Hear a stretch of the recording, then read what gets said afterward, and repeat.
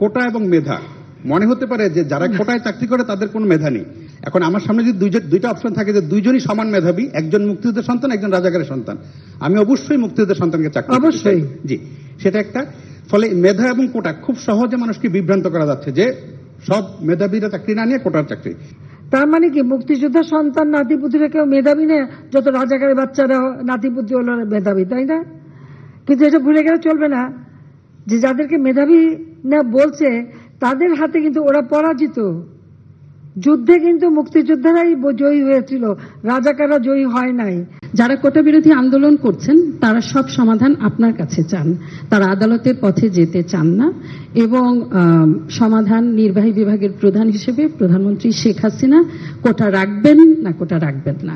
যারা আন্দোলন করছে তারা তো আইন মানবে না, আদালত মানবে না, সংবিধান কি তা তারা চেনে না।